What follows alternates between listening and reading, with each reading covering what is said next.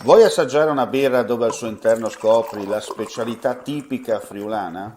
Lumi Beer, il prodotto ricavato in 20 ettari di terreno coltivato orzodistico, biodiversità, performance ambientale.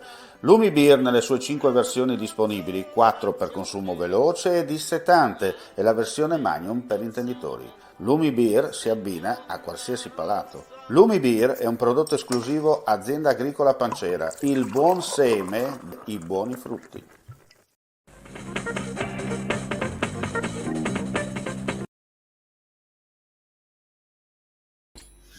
Ben ritrovati gentili amici e amiche alla visione all'ascolto per quanto riguarda l'appuntamento live su friulitv.net, aggiornamenti di cronaca dal Friuli Venezia Giulia. Purtroppo dobbiamo aprire con un servizio in merito a un incidente stradale che è avvenuto poco dopo le 8 di questa sera all'altezza di Latisana. Ci sono 2 morti e un ferito grave. Il servizio.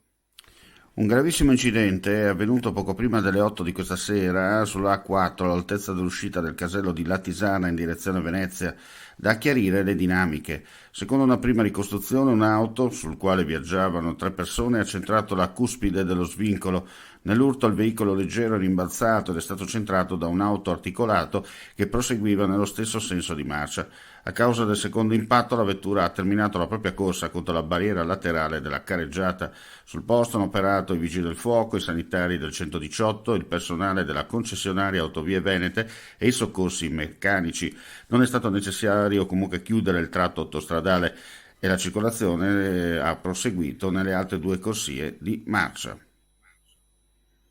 Ecco, come detto, ancora in corso il recupero dei mezzi e soprattutto il recupero dei 2 cadaveri che saranno poi successivamente ricomposti probabilmente nel locale ospedale di Latisana, nella cella mortuaria. E adesso cambiamo argomento, andiamo a parlare di Covid per quanto riguarda i numeri della pandemia odierna in Friuli Venezia Giulia.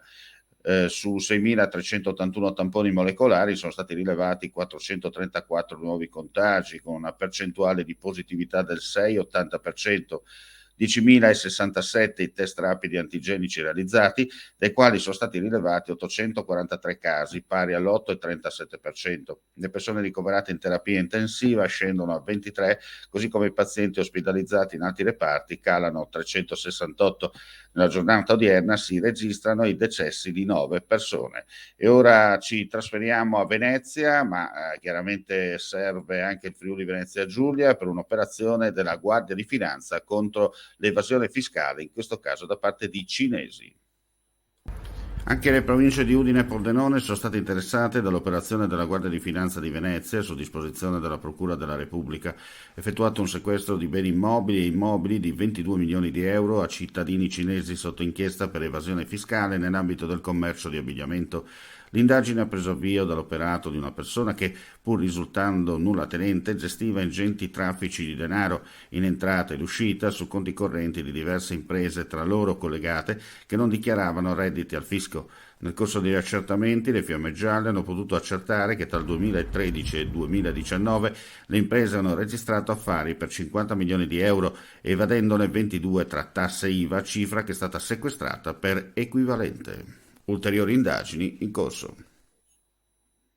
E adesso andiamo a chiudere con una notizia che ci è appena giunta in redazione.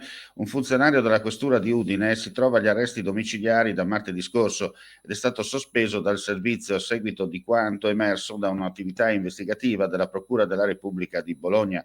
A darne notizia nel pomeriggio proprio la questura del capoluogo felsineo.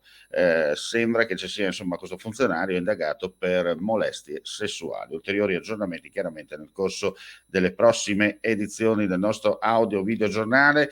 Chiudiamo qui, gentili amici e gentili amiche alla visione e all'ascolto. Vi auguriamo chiaramente la più cordiale buonanotte e soprattutto gli aggiornamenti come sempre in cronaca sul nostro sito friulitv.net e sulle nostre pagine social collegate a Friuli TV. Grazie per la visione e l'ascolto e come si dice da queste parti, mandi e alla prossima.